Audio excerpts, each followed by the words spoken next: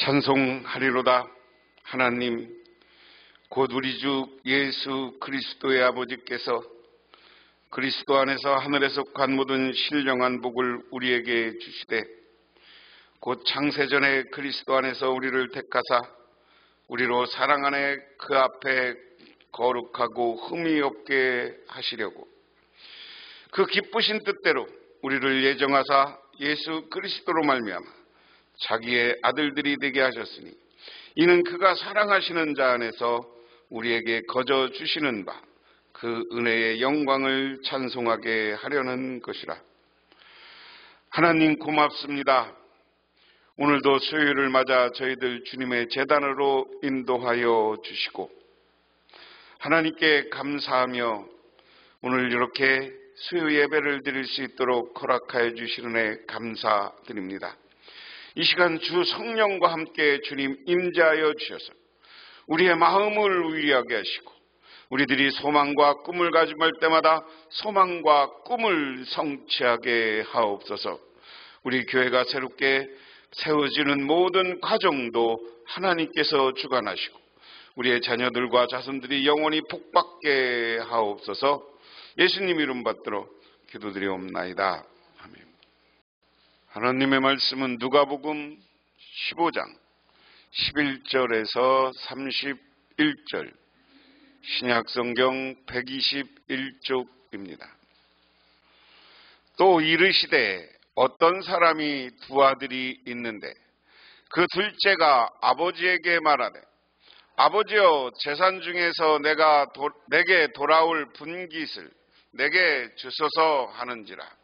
아버지가 그 살림을 각각 나누어 주었더니 그 며칠이 안 되어 둘째 아들이 재물을 다 모아가지고 먼 나라에 가 거기서 허랑방탕하여 그 재산을 낭비하였더니 다 없앤 후 그 나라에 크게 흉년이 들어 그가 비로소 궁핍한지라. 가서 그 나라 백성 중 한 사람에게 붙어 사니 그가 그를 들에 보내어 돼지를 치게 하였는데, 그가 돼지 먹는 쥐염 열매로 배를 채우고자 하되 주는 자가 없는지라.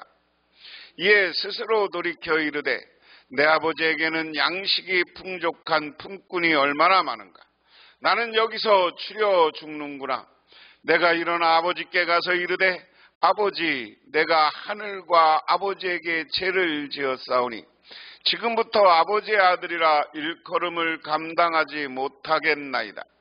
나를 품꾼의 하나로 보소서 하리라 하고, 이에 일어나서 아버지께로 돌아가니라.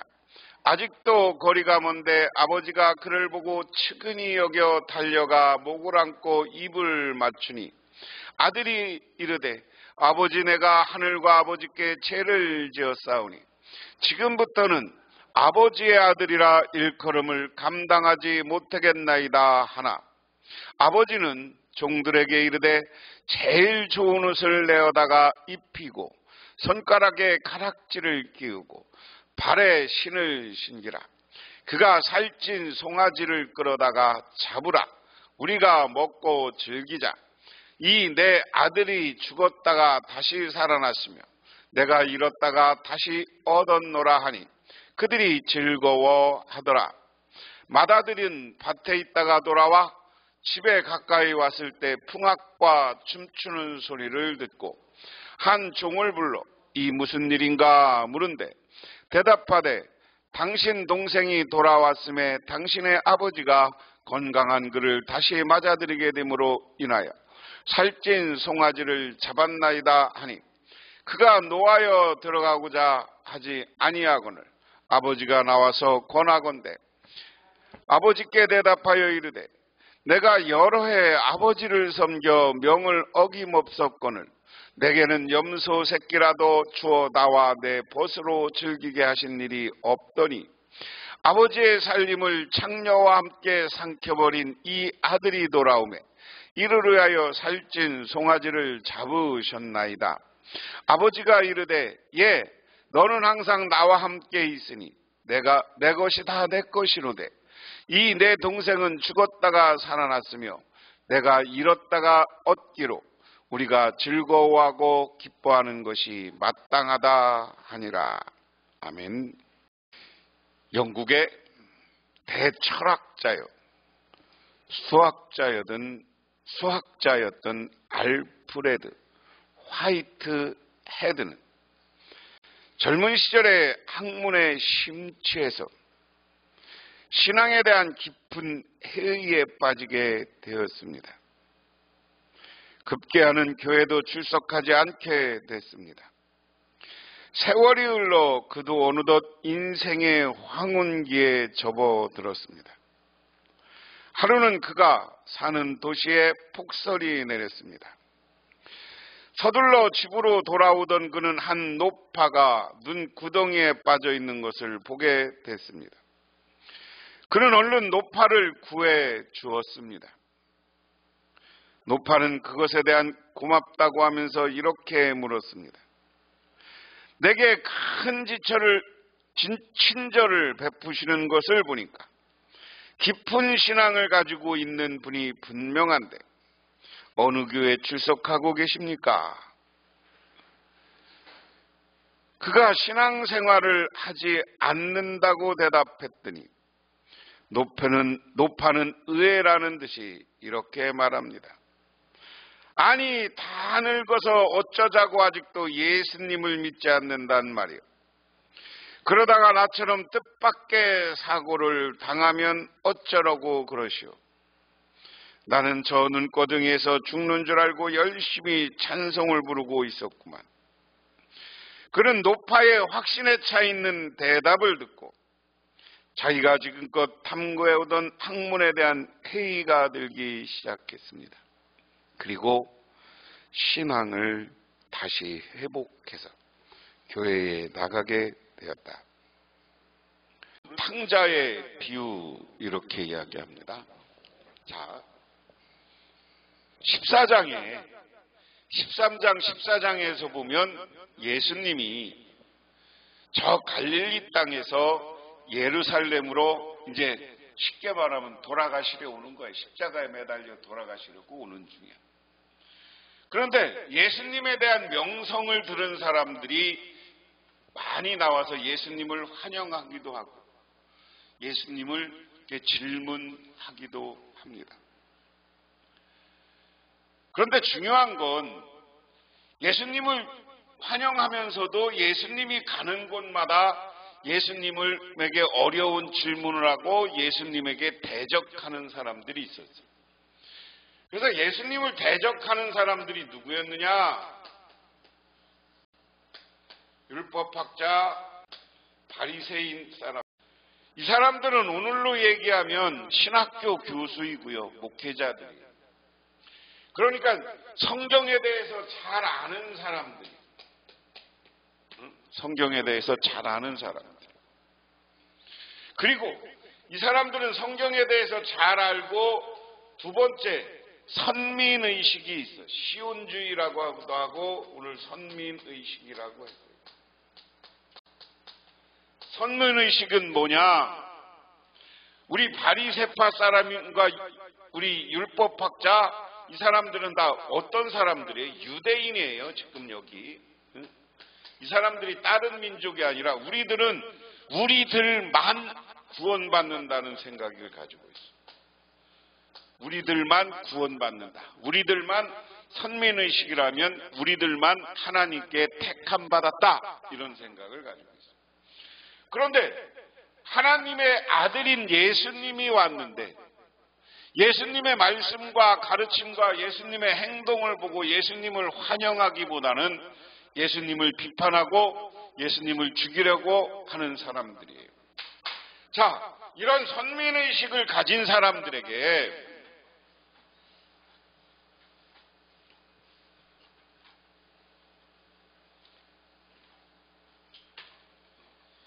예수님이 비유로 쭉 이야기하는 겁니다. 14절부터 무슨 비유를 해요? 14절에 천국 잔치에 대한 잔치 비유를 해요. 이 잔치 비유는 뭐예요? 사람들을 주인이 다 해서 미리 초청장을 보냈어.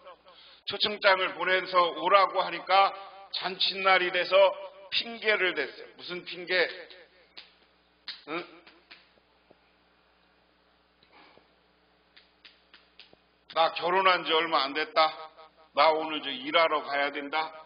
오늘 뭐 하러 가야 된다. 근데 이것을 요약하면 돈 욕심과 쾌락, 세상의 즐거움과 돈 욕심 때문에 그 주인이 초청한 잔치에 못 오겠다. 이 잔치는 우리가 하나님 나라 잔치라고 그랬어요. 그런데 이 하나님 잔치에 못 오겠다 그러니까 주인이 화가 나니까 어떻게? 야, 길거리에 나가서 장애인, 가난한 사람, 어디 오갈 데 없는 사람 다 데리고 와라. 그 사람을 위해서 잔치하겠다. 그래서 여기는 초대받은 사람들이 안 오니까 초대받은 사람들을 배척하고 새로운 사람들, 그 초청에 응하는 사람들, 가난한 사람들과 잔치에 왔다. 이게 오늘 이거에 대한 다 연속 석상입니다. 연속 선상으로 이 잔치의 비유와 함께 하는 거예요. 이 잔치 비유는 뭐라고 그랬어요? 이 잔치는 하나님 나라를 이야기하는 거예요. 응? 다시 말해서 하나님이 우리 세상 사람들을 다 초대하고 오라고 그랬는데 지금 선민의식 가진 유대인들, 바리새파 사람들, 서기관들 자기 돈 지키려고 그 초청에 응하지 않는 거예요. 그 초청은 뭐냐? 예수님이 이야기하고 예수 믿고 구원받고 하나님 나라 가야 되는 이 초청에 응하지 않는 거예요. 그러니까 예수님이 지난번에 이 하나님 나라 잔치 비유에 의해서 지난번에 뭔 얘기하려 했어요? 잃어버린 양, 그 다음에 뭐였어요? 잃어버린 드라크마 동전 비유. 15장은 이 잃어버린 것에 대한 비유예요. 오늘 세 번째는 이제 이 탕자 비유로 가는 거야. 그래서 여러분들이 잘 알아야 돼요. 하나님 나라는 잘 있고 지금 니들 유대인들, 니 바리새파 사람들, 서기관들, 니들 구원받는다고 자신하지 말아라. 니들이 예수를 분명히 믿고 회개하지 않으면, 잃어버린 게 돌아온다는 건 뭐예요? 회개하지 않으면, 오늘 제일 중요한 게 이거예요. 회개하지 않으면 천국 못 가. 이야기를 오늘 탕자의 비유로 이야기하는 거야. 그래서 오늘 말씀을 한 절 한 절 살펴보기는 좀 그렇고요. 쭉 그럼에도 불구하고 쭉 읽으면서 생각해 보겠습니다. 자, 예수께서 말씀하셨다. 어떤 사람에게 아들이 둘 있었는데 작은 아들이 아버지에게 말했다. 아버지, 재산 가운데 내게 돌아올 몫을 내게 주십시오 하였다. 그래서 아버지는 살림을 두 아들에게 나누어 주었다. 그냥 크게 설명하지 않아도 이렇게 읽으면 무슨 얘기인지 알겠죠. 어떤 사람이 아들이 둘 있었어. 근데 둘째 아들이 아버지 재산 나눠줘요. 그러니까 재산 나눠줬어. 재산 나눠줬어. 응? 살림을 두 아들에게 나눠줬다. 그게 11절에서 오늘 11절, 12절 내기고요. 며칠 뒤 작은 아들은 제 것을 다 챙겨서 먼 지방으로 가서 방탕하게 살면서 그 재산을 낭비하였다. 이게 돈이 사람을 어떻게 망치나 하는 것을 간접적으로 보여주는 거예요.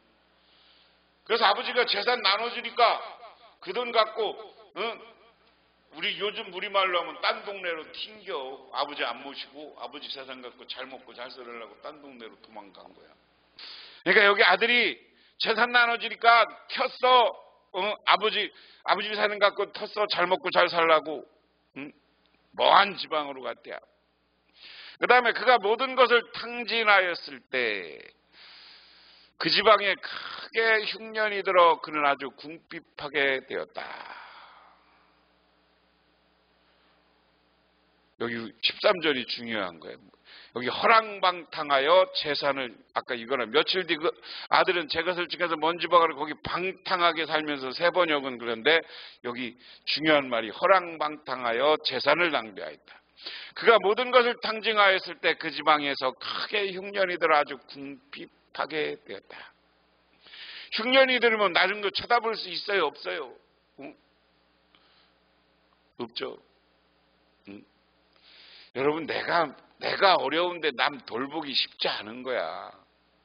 허랑방탕에 살면서 걔가 술 사주고 모아주고 할 때는 좋아서 쫓아다녔지만, 응? 그런 거 없고 이제 하면은 어디 가서 쳐다보는 사람도 없어. 사람들은 냉정합니다. 그 다음에 그래서 그 지방의 주민 가운데 한 사람을 찾아가 몸을 의탁하였다. 그 사람들을 그를 들로 보내서 돼지를 치게 하였다. 그는 돼지가 먹는 지엽 열매라도 좀 먹고 배부르고 싶을 짐정이었으나 그에게 먹을 것을 주는 사람이 없었다. 자,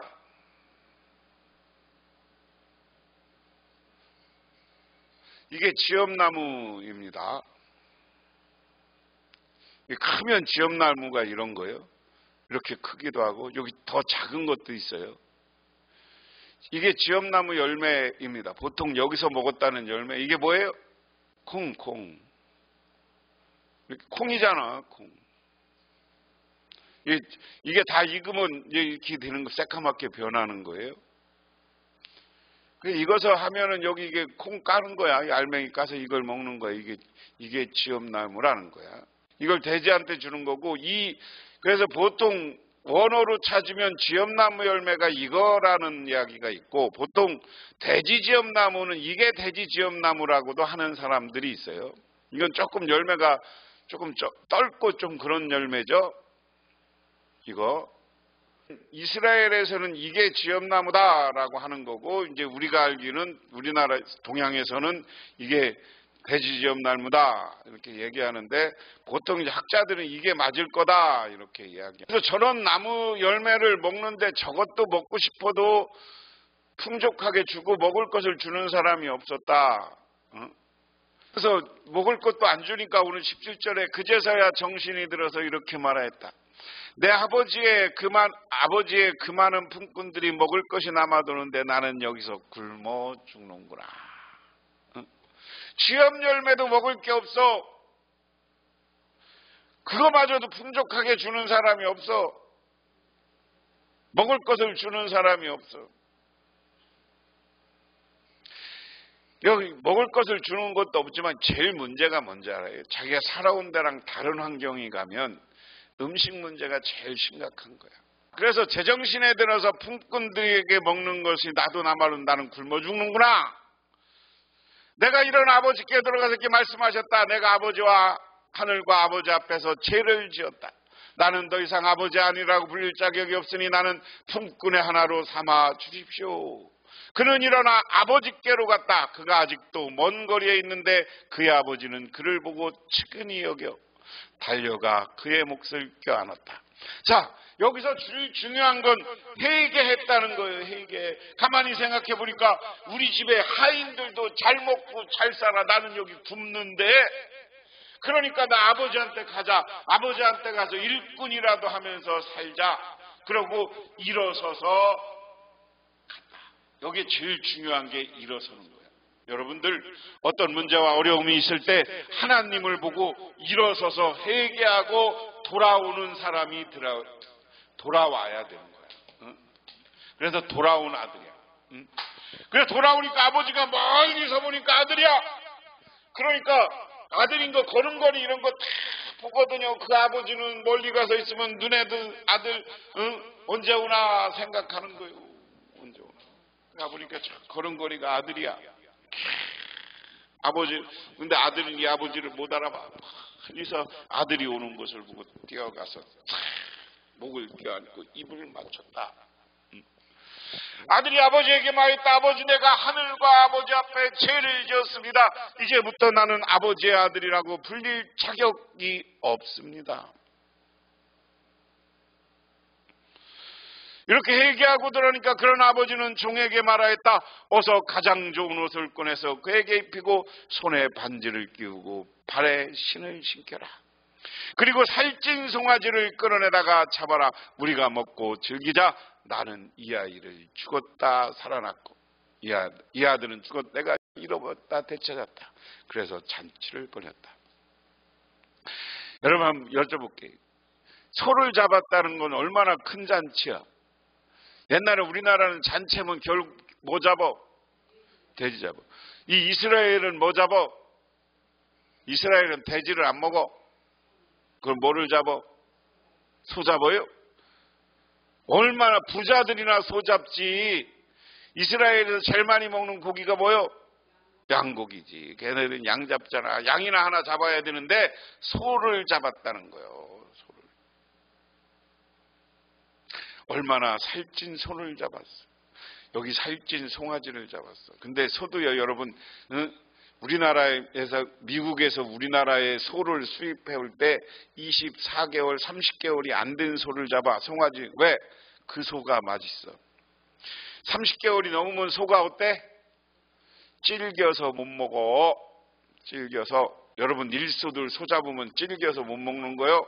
그러니까 고기 맛이 제일 좋을 때 그 소를 잡은 거야. 할렐루야. 응? 아버지가 아들이 돌아오니까 그냥 질긴 이런 소를 잡은 게 아니라 고기 맛이 제일 좋을 때가 송아지에서 조금 더 컸을 때 그 소를 잡았다는 거예요. 제일 맛있는 건 송아지 소가 맛있어요. 소고기도. 그런데 큰아들이 밭에 있다가 돌아왔는데 가까이 음악가 소리와 춤추고 노는 소리를 듣고 한종을 불어서 무슨 일인지 물어봤다. 저기 말하였다. 아우님이 집에서 돌아왔습니다. 건강한 몸으로 돌아온 것을 반겨서 주인 어른께서 살찐 송아지를 잡으셨습니다. 큰아들은 화가 나서 집으로 들어가려 하지 않았다. 열받은 거야. 나는 잔치. 그러면서 그 다음에 그런데 아버지가 와서 그를 달랬다. 그러나 아버지에게 대답했다. 나는 이렇게 여러 해를 두고 아버지를 섬기고 있고 아버지의 명령을 한 번도 어긴 일이 없는데 나에게는 친구와 함께 즐기라고 염소 새끼 한 마리 잡아주지 않았습니다. 아버지가 그를 달랬다. 자, 아들 입장에서는 기분 나쁜 거예요. 큰아들 입장에서는 나는 아버지 재산 갖고 시큰 일만 했는데 언제 한번 나한테는 염소 하나 안 잡아주면서 아들한테는 부들부들하고 그냥 맛있는 고기를, 송아지를 잡아서 잔치를 해? 응? 나 안 가요. 나도 나갈래요. 그런 거예요. 형은. 집에 안 들어간다면 나도 가출할래요. 근데 아버지가 와서 그를 달래는 거야. 우리가 여기서 잘 받아요. 우리도 큰아들처럼 동생들이나 남들 시기하고 질투하지 마세요. 교회에서 시기 질투하지 마세요. 교회에서는 서로 사랑해야 됩니다. 아시겠어요? 시기 질투하면 우리 여러분 책망받고 지옥 가는 거요. 하지만 우리가 사랑으로 모든 사람을 대하여 교회는 사랑해야 돼. 우리 교회 표가 뭐요? 어머니 품 같은 교회. 어머니 품에는 모든 아들이 들어와야 되는 거예요. 그래서 여러분들이 어머니같이 모든 교인들을 대해야 되는 거예요. 시기하고 질투하고 미워하고 그러면 하나님한테 책망받아. 그런데 여기 아버지는 계속해서 아들을 달래면서 뭐라고 하느냐? 31절 얘야. 그러면서 아들이 이제 뭐라고 아버지한테 하는 게 나와요. 이야기하는 게. 그렇게 달래도 아들이 뭐라고 그래? 응?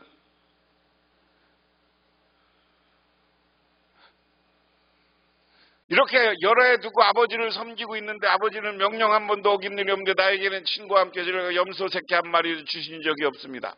그런데 창녀들과 어울려 아버지의 재산을 다 삼켜버린 이 아들이 오니까 그를 위해서 살찐 송아지를 잡으셨습니까? 아버지가 그에게 말했다. 얘야, 너는 늘 나와 함께 있으니 내가 가진 모든 것이 다 내 것이다.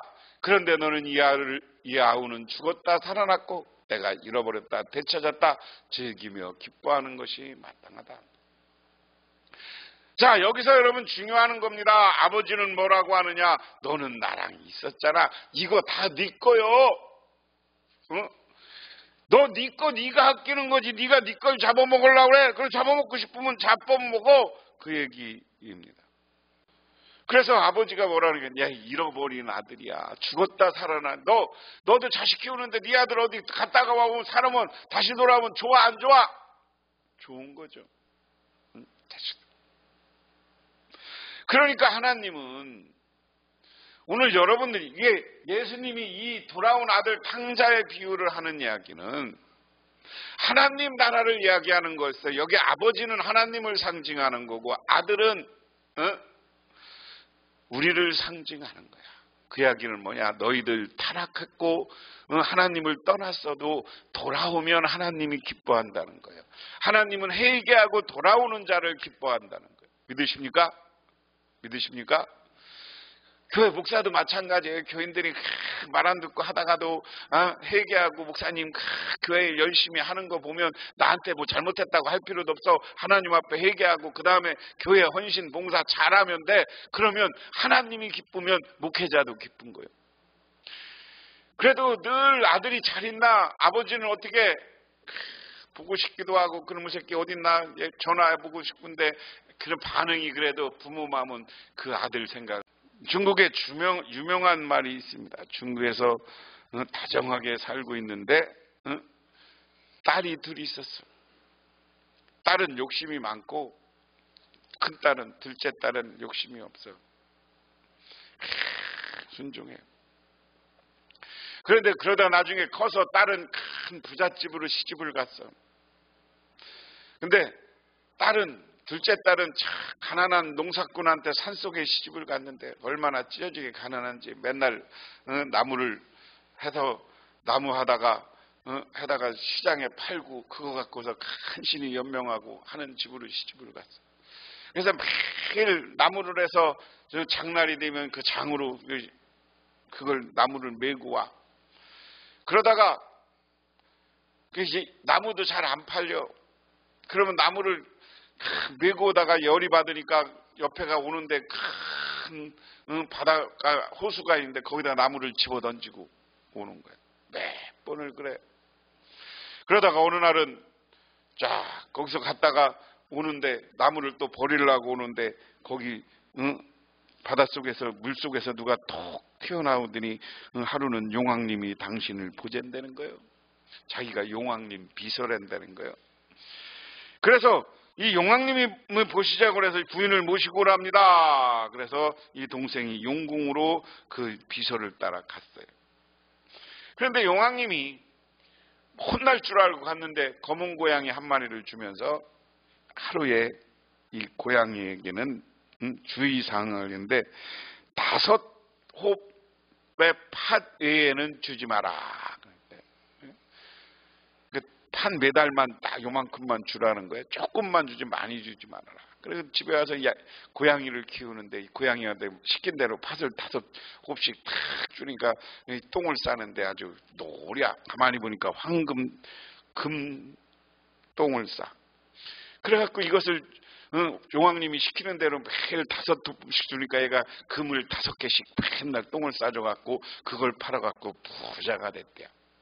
시기가 심이 많은 언니가 와갖고 동생이 부자 됐다니까 어떻게 사처지정을 물어. 그래갖고 그 고양이를 달라고 해서 줬어. 자기는 많이 부자가 됐으니까. 그런데 이게 동생이 그 5톱 이하에서 주지 말라고 그러니까 자기는 더 많이 주면 더 많이 황금을 쌀까봐 하루에 그냥 잔뜩 줬대야. 그러니까 고양이가 그거 먹고 죽었대야. 금을 내보기는 그냥. 그러면서 동생한테 죽은 고양이를 갖다 주면서 야 나한테는 금도 안 싸더라. 너 나한테 거짓말 시켰지. 그러면서 화를 내고 갔어요. 그런데 이 동생은 언니가 고양이를 죽었어도 내가 이 정도 부자만 됐지. 언니를 원망도 안 하고 하늘에서 나를 요 정도 부자로 살게 해주고 그래야 언니랑 내가 우애 깊겠구나 생각하고 감사를 했다는 거야. 고양이가 죽은 것도 황금 고양이가 죽은 것도.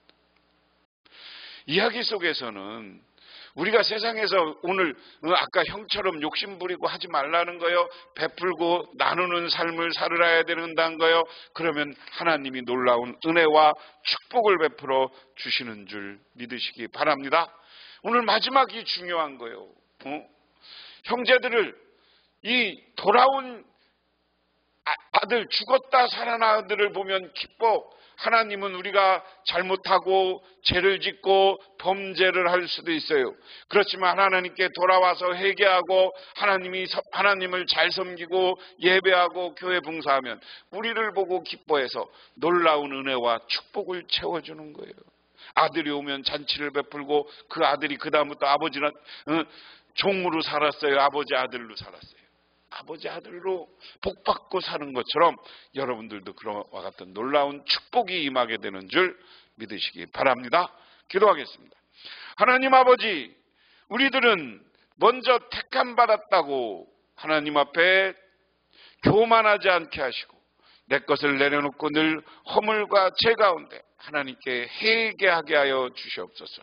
그래서 돌아온 아들이 물고 아버지가 그를 보고 잔치를 베푸는 것처럼 우리가 회개하고 돌아올 때 하나님이 우리에게 천국 잔치를 베풀어 주시고 하나님 나라의 축복을 베풀어 주시옵소서.